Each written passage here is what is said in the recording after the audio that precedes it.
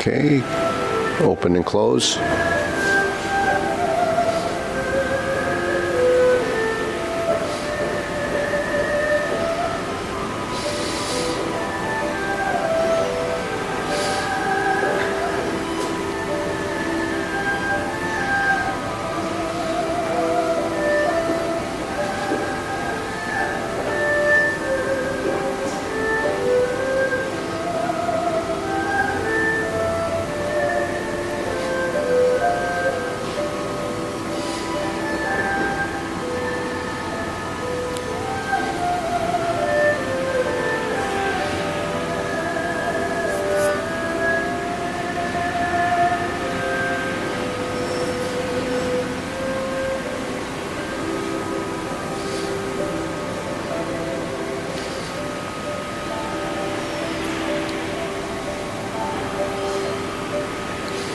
Switch.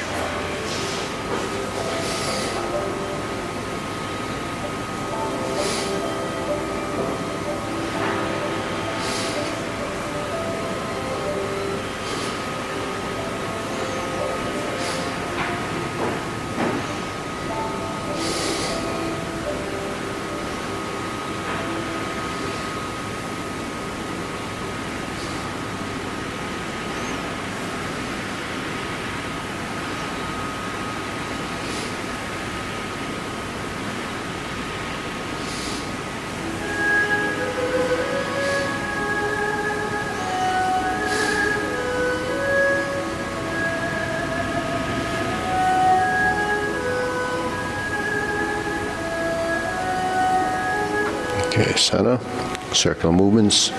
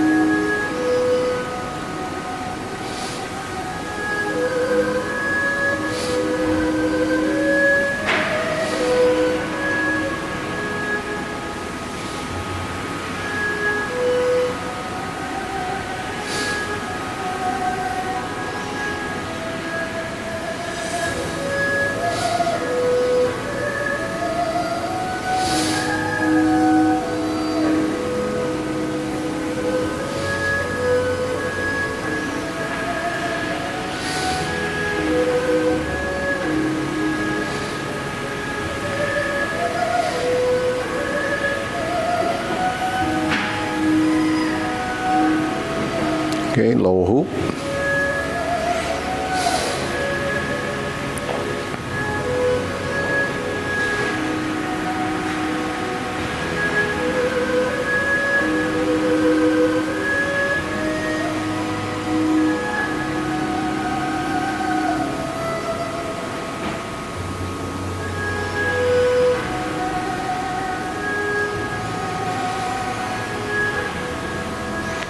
Shoulder height.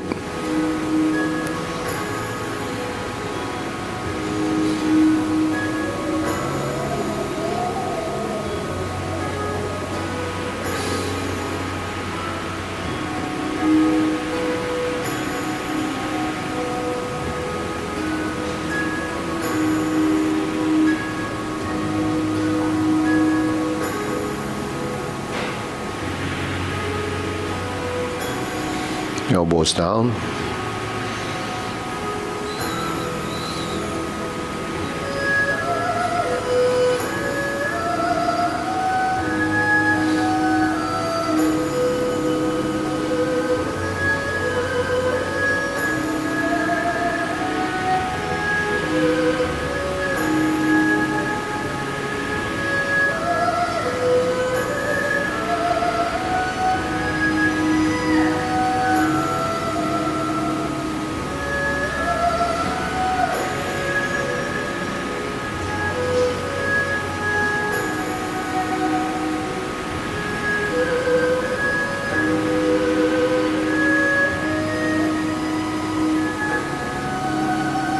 Lower palms down.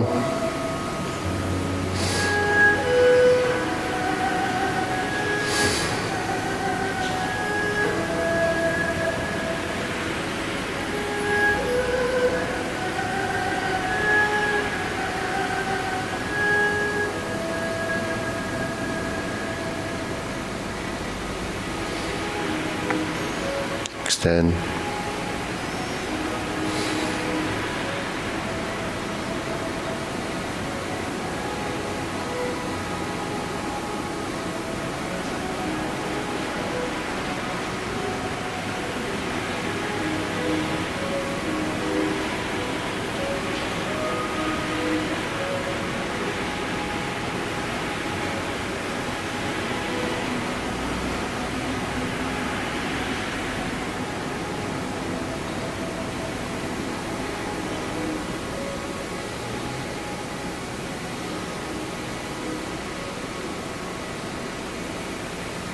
Deep breathing. Inhale. Exhale. Inhale. Exhale. Inhale. Exhale. Okay, diagonal flying.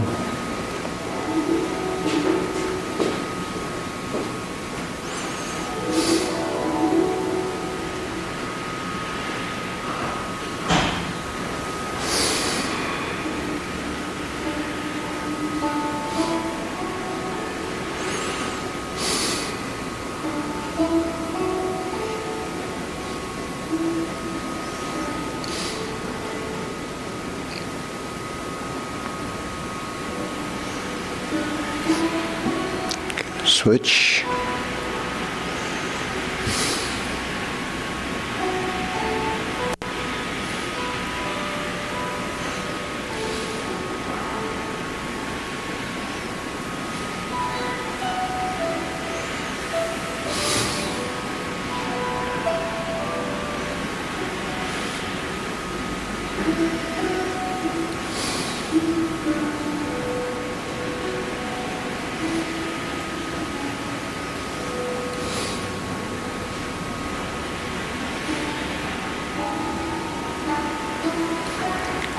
Okay, cloud hands.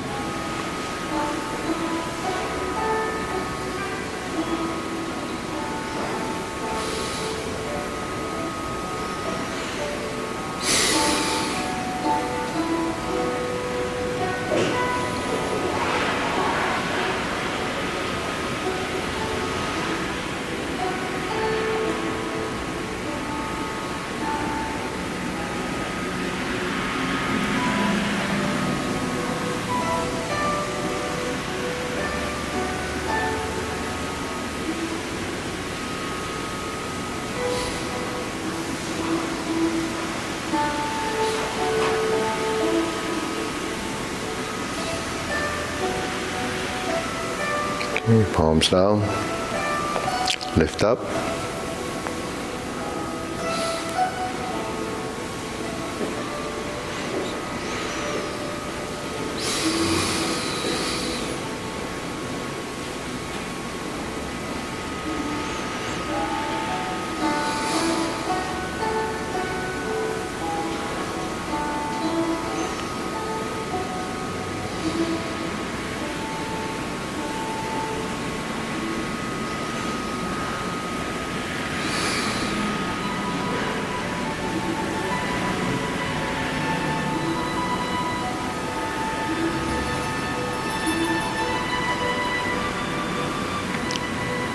Okay, infinity sign.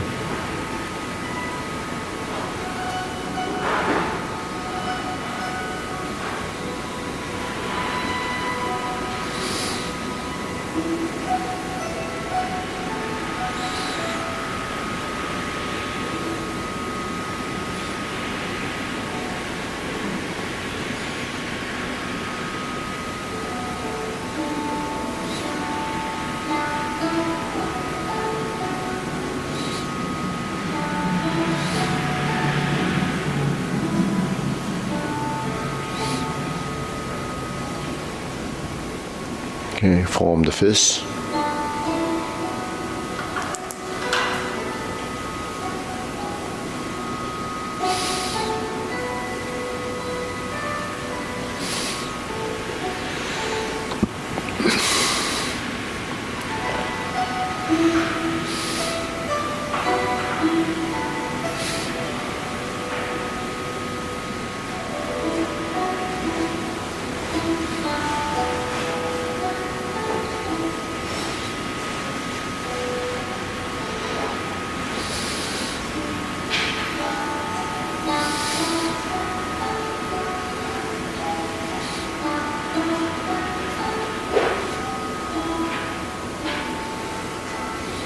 Okay, palms together.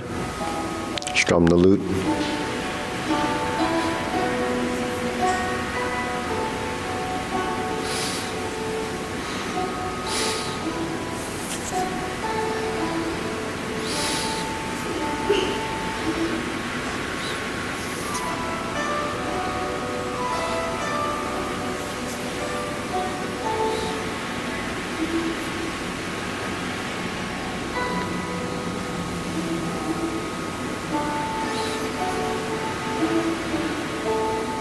Okay, turn, draw the bow.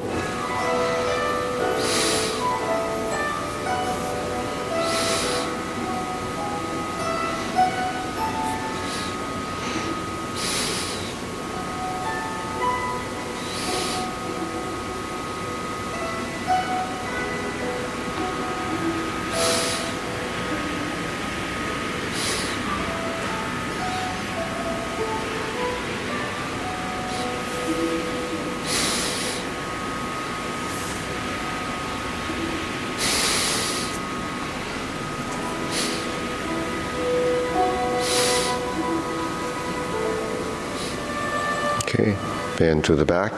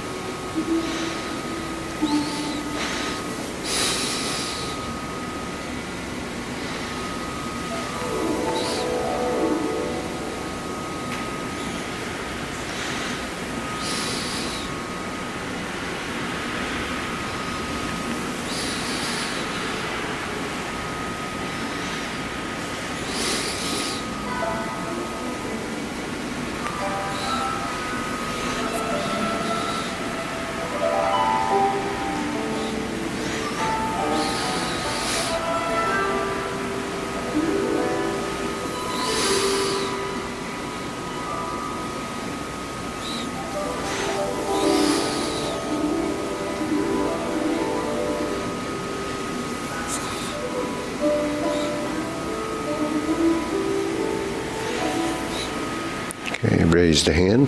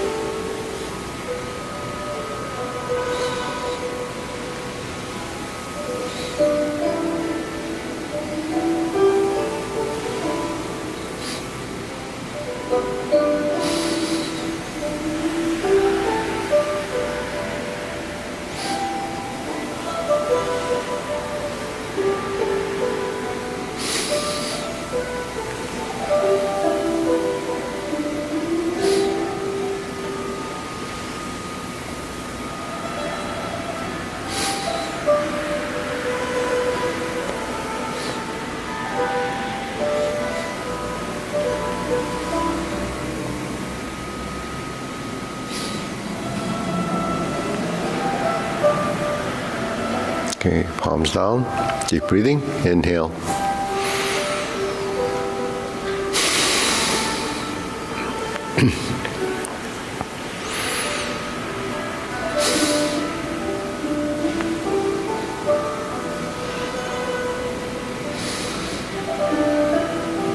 Okay, we'll go through the short form. Ready? Feet parallel.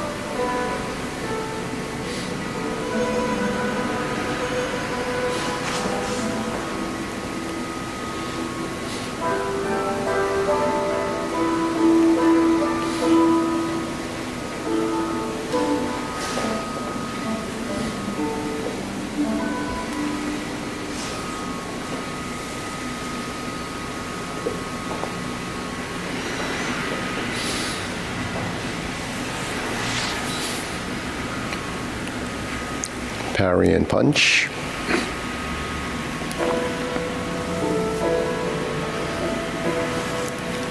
Form the fist and punch.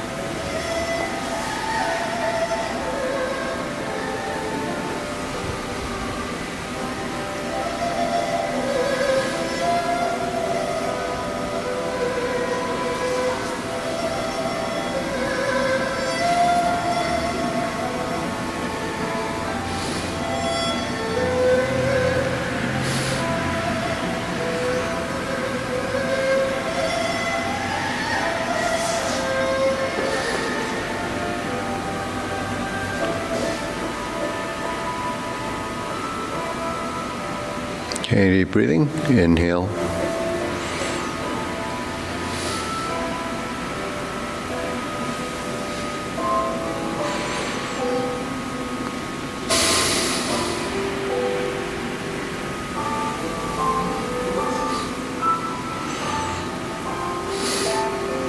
Okay, we'll try it again. Yeah, sure. When we go to the side, right before we do this, Yeah. do our hands go out like that or something? It seems like maybe I'm not doing that. You mean when you have to parry and punch? After that, After parry and punch, yeah, you're going to step up, form the fist. Is this what you mean? yeah, okay, that's what I thought, but I kind of see people resetting their arms some way, and I wasn't sure. Yeah, well, it depends, maybe you are going to form the fist, and then this hand does come up. But it depends how big you make that, All right, I just wanted to make sure. So if you follow the concept of referencing your own body, the size of the movement matters based on, the reference points. So if you have a parallel box in front of you, which is about your torso, and then you have 45 degrees, the most extreme position is probably single whip. But some styles will reach out to the corner like that. But our framework for this, so it is a frame. It's a framework. So when your hands, now if the hands are in the middle, how big does this circle get, right? So it goes maybe to this side as a circle, but it really is minimized by whether you're turning your body or not, right? So if you turn, so that's the sort of the more is less principle. So if you move more parts of your body, the movement's going to be less. So the size of the movement still has to travel that same space and distance, but you can make up some of that distance by moving your body or turning, right? Like cloud hands is an extreme case that when you turn to here, I'm in that corner, and then I turn back to this corner. But if that's my reference point, and this is my center line here in that two corners, when I turn to here, that's my front position, but I still have 245s, right? So if that's the case, if I'm turning here, then if I want to complete the two sides where there's a balance in the motion, then I would be here and I would step out and then I would fill that space. When I get here, I would turn and I would fill that space. So that's the referencing of the direction, but you can turn by turning your torso, you can turn by turning your hips, you can turn by pivoting your feet. So if all three of those are part of the pivot, then you're still minimizing it by which parts are moving and what parts you're controlling, right? Because 180 degrees or as a straight position is 180 degrees. You break it into quadrants and spaces, then you're still working with the amounts to make up that distance. So spatial awareness is distance and travel and time, right? Now that's just right to left, right? But then there's forward and back. So this is, you probably already know this already, but the forward movements and the backward movements is forward advancing and sitting back is retreating. Now, the length of your arm is the limit for the forward position, right? And pulling back till it's in front of your body, that's the limit of that, where the elbow is. Your arms can't go much further than your shoulders and your elbow, so that's the limit of your back motion. But when the forward movement is projected forward and we sit back and go forward, we cover the same distance with the hands, right? We can cover the same distance. Then we have to extend partially with the hand and some with the legs. So we make up some of the distance by transitioning forward. So if the power comes from the legs, you want most of the strength to come from the weight transition. And then the hands, when they go forward, is initiated as a motion to reach the object, whatever it is. It could be picking up something, or it could be your opponent, right? But do you reach for your opponent? Because the further you go out, the less position you have, and you're starting to lose your strength when the further you go out. So you want to find the optimum position in the forward projection of your movement. So then you say, well, why is that important? Because if you commit your movement to a forward directional motion, then the commitment is already anticipated or defined by your muscular contraction of how much force it is. So if you're reaching like this and it's excessive, then you've already committed to that direction. So what can you do? You can't change directions if the commitment is that, because certain muscles do certain things. It's just like you're driving your car you're talking about, right? As soon as you step on the gas and you're committed to go forward, it's very hard to veer off the direction or back up without doing something to reverse. Well, in order to reverse, the first thing you have to do is stop, right? So what do you have to do if you're committed? You have to stop the commitment and then change directions. But you can't do that if your arm is dominating the movement. And your arm is not dominating the movement because it's your arm, it's dominating the movement because your body is committed to that. So you can't change a direction without sort of going to neutralization of your strength. You have to either slow it down or stop. You can start to, on the pullback, you can start to alter the motion, but you can't, without pulling back, go into another direction of motion. So whether it's rise or fall, turn right or left. So that's something that you have to understand. And if you don't understand that, then your body won't understand it. And if your body doesn't understand it, you're going to have rigidity in movement, and you're going to have trouble softening and connecting your postures and your change of direction. So the change of direction happens because it's multidimensional. So if you go forward like this, so what do? You have to sink, and then you push off the back leg. You have to change the hands, then you have to sink the elbow as you sink the knee. Now if you go forward and it's rigid, you have to stop, and then you have to make an abrupt change. If you're going forward and you're not committed, you can make the change while you're on the forward motion, right? So if you start to make your change in the forward direction, by the time you're ready to sink your elbow, you're already in the reversing of direction, right? Now if I go forward and I'm committed to this, how can I turn to my right? I can't. Not unless I direct it from my torso. But I can't direct the torso and have my arms follow if my shoulders are going to be stiff. So there's a lot of mechanics and synchronization of body parts that have to be directed into the motion. So no one thing will move by itself because it's an integration of the body. So if I get to this point and I'm starting to turn and I sink, then I have to blend my rotation and has to be compatible with the direction of motion. So that means your joints have to relax. That means your circular movement from the shoulder becomes another direction of motion. So while we're saying that it's the hands, it's really the 12 joints in your body directing the movement so that they can synchronize and become compatible with the direction of rotation or direction of your movement. You know, so you have to be able to track your movement. And then when you get to here, while this is turning like this, if this is just focused on doing this, how are you going to turn your forearm so it goes out to here? Then you hook your wrists and then you go to the next movement. But you know, as simple as that sounds, because you can understand that, try to get your body to do it. It doesn't understand what you're telling it to do.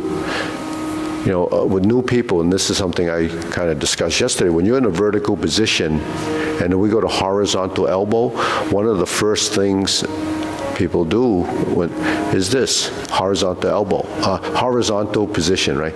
They do this, right? Why? Because they can move their wrists, but the shoulder's tight.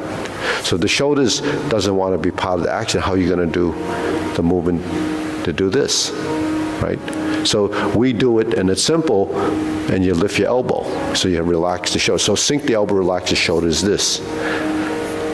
But it's something that I just brought in as a term for doing that, which is really, I should have translated it from the Chinese term, because I say lift the elbow, and the elbow directs your direction. That's true, right? But the thing is, it's your armpit. The armpit opens and closes. So when I say open and close, this is your armpit that's opening and closing. So, you know, we would call that qim jiao sui gan, sink your elbow, relax the shoulder, and qi bok. Bok is your shoulder, qi is the stick. So when you drop your elbow and it closes up and becomes close to your body, it's like it's sticking to the body. Hoi bar, open the shoulder, is really opening here. So this is something that really highlights the fact that your shoulder should be relaxed. So when they say sink the elbow and relax the shoulder, it applies to both up and down. So it's all to your joints. You know, in Tai Chi we say relax, but it's really releasing the tension in your body. So you say, well, why do we have tension in the body? It's a number of reasons. It could be from an injury. It could be maybe discomfort in an area, because what controls a lot of the tension is your proprioception. So if you have an injury, your proprioception system will automatically detect that there's something going on there, and it will restrict movement in that area. And that restriction to movement in that area is why you can't do something when there's pain there. So that includes if you hurt your rib or you hurt your leg's not going to move correctly, not because it's injured, just because it's injured, because you won't want to do that anyways, because you know that it's hurt. But the thing is, your proprioception reflexes, the sensory system will sever the connection and not allow you to move it, because it wants you to prevent further injury. So this kind of stuff people don't really think about. But when it comes to movement, if you don't highlight the movement and work your sensitivity, then your feedback from your positions will never work as a communication between your body and your brain. So the mind-body exercise is down to that level of sensitivity. So how do you know what muscle memory is? Right? How do you know what that is? It's skeletal memory, right? How does the skeleton know what to memorize? Because in the ends of the muscles and in the joints, there are senses. The proprioceptive sensory system is tied to those proprioceptive nerve type things that feedback. And if you do something over and over again, it just goes from here to there to there, but it doesn't have any volume of movement. Where the volume of movement comes from becomes dimensional change. So if I'm doing grass the sparrow's tail, and I made it like that, you would say, well, that looks pretty big, kind of full in the motion. But if you're moving your body, I'm actually moving very little. It's because the whole body is moving, right? So that's trying to connect the next posture. So if I go like this, my next posture actually has to come to here. Right? And then the next hand movement, and the next, and the next, and the next, and the next. So every minute adjustment you need to set up for your next movement comes from your preparation. Right? So what's a preparation? This is preparation in the form. But every posture, every position, every movement needs to be prepped. So what's prepping? If I sit back, then I have to go forward. If I sit back and I turn my elbow around, then I go to the left. But if I go to my right or the left, I have to go back to the other side, because it's only dimensional connections that allow you to do that. So with the end of grasp the sparrow's tail, we hook the wrists and we turn. And we move the feet. So that's somewhat broken because we're committed to one position at a time. So you have to take out the pauses between the movement that would take us into what would be a pause. But so I didn't stop my hand. What I did was move my foot. Now when I did this, when I'm coming around, my movement starts to become part of the turning. But where did the turn come from? From my foot that turned this way? It actually came from my hip. But why did it come from my hip? Because my foot can't turn without moving my hip. So when I turn my hip, then it comes into the position to shift my weight. But that I move one hip, I move both hips. Because when I go like this, when this is turning, this also is turning. So your two hips actually work together. Once I get to this position, then I have to shift my weight. So between this and this is folding, this is straightening, and I move. And then so that's building in substantial and insubstantial. And then you open. When I get to here and I start to move back in, so you never really reach the stopping position because it starts to be altered because there's not tension and you're not finishing it to the point that it does that. So that's how you build the continuity to the form so that you have as if it was one. So the whole form in Tai Chi actually it's pieces, but it looks like it's one complete movement. It doesn't stop. So what purpose of that is that integration of body and the synaptic connections. Your body's so wired for the form and those movements that it's in the subconscious, and in the subconscious it no longer uses your thinking part of the consciousness of what should be happening. And then your body starts to discover, and then it goes to the next thing and the next thing and the next thing. So it's just layers of all of that. So let's try it again. Ready?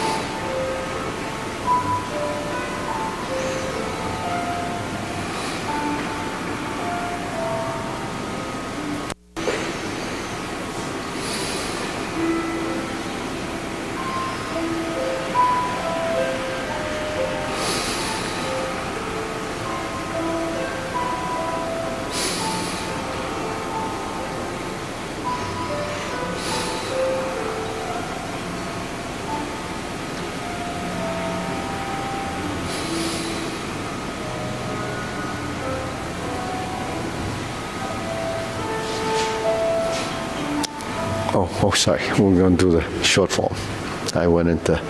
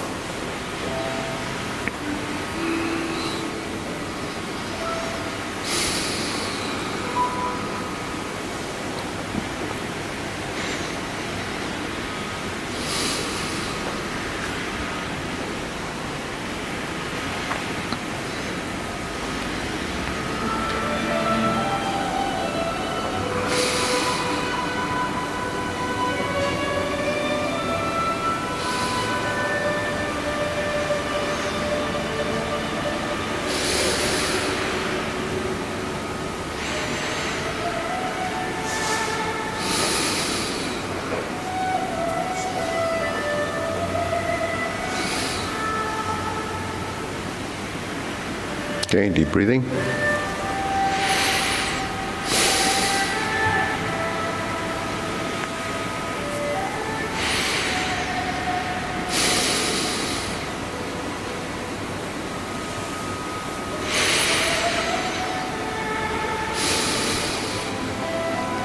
So we do a lot of deep breathing, mainly to, cleansing breath or elongate the breath so you have a longer breath, and you're doing diaphragmatic control, because the diaphragm is a muscle as well, right? So your muscle that involves breathing, if that gets weak, then your breathing apparatus is not going to be so good, And then the flexibility of your torso, the thorax area, the ribs, everything, that has to move when you breathe. Now, when we do these warm-ups that we do, it's easy to synchronize because it's one inhalation, one exhalation, and you'll begin to learn to control that rhythm with the timing of the movement, because when you inhale, then you exhale. When you inhale, you exhale. Right, so that is time to movement. But the form itself is a sequence of movement. So your breathing, how should your breathing be? Actually, it should be natural. There's some movements that expand and some contract, some movements are longer than others, and some blend into other transitions. So your movement has to be controlled after the form has become part of the subconscious, because you can't think about your form, and think about your breathing at the same time. It has to be, your sequence has to be just going in auto mode. That's what meditation is. So active meditation is that side of it. Then as you control your breathing while you're doing that, the inhalation is up to you, depending on how long your movements are and how you make your transitions. Now, the thing is, when movements go out or they draw down, that's when you typically would do your exhalation. But the exhalation, when it's tied to that, it could be a long breath and then a long exhalation. You might even hold it in between until you get to the next, and then you take a deep, long breath, and then it's exhalation. But it's regulated and sort of tied to the movement. So in a sense, your breathing is controlling your movement, because the longer and slower the breath, you slower your movement, right? One has to coordinate with the other. So that's why when they talk about Qigong as being a breath and movement exercise, Tai Chi is Qigong, but no one that practice Tai Chi thinks about it as that, because they only focus on the movement. But your movement is tied to your breathing. It has to be tied to breathing, because anything that we do requires oxygenation of your system. So if you're doing something that's aerobic, you breathe heavily and you breathe,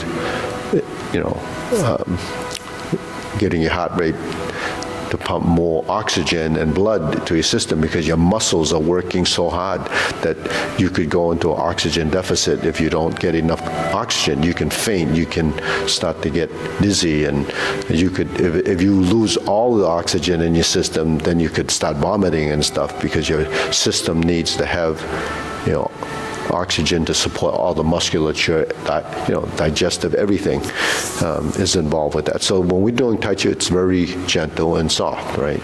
We're not using muscular strength in the same way, and it's coordinated with the breath. So you're not really increasing heart rate, but you're increasing blood flow, because of the dilation of your vessels. That's why your hands would feel like it's tingling in the front, because the dilation of the blood vessels is what causes that. And why is it dilating? Because you're moving and your vessels are getting more oxygen and demanding it just from your movement. It's circulation. So that's why, when people do this, it's not, simple in a sense that when you get to this stage of thinking or trying to accomplish it, it's just a process. But this process is something that happens internally and externally, because you're breathing, you're moving, it affects everything. Even though we focus on the physical side of it. So there's a lot to just that deep breathing. So let's do the, 24 instead of the long. Oh, no? You want to do a long form instead? Long form is nice. Okay, all right, we'll do the long form. A long form, yeah. Pete almost fainted when I said 24. Okay, well, and he's going away skiing, so he... So you can imagine the long form, right? So we're going through this, and you're controlling your breath for 15 to 17 minutes.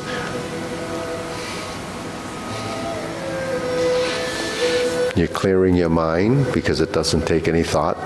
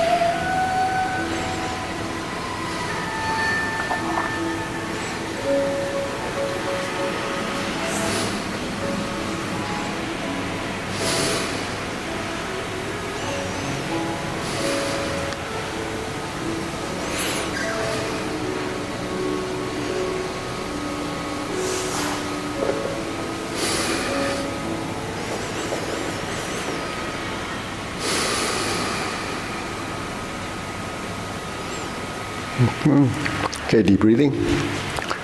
Hope I'm late.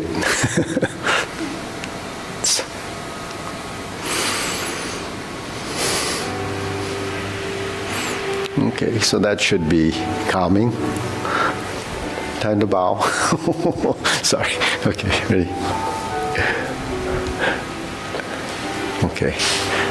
Now we can face the road rage. Thank you very much. Okay. Have a good trip. Yeah, I'll practice the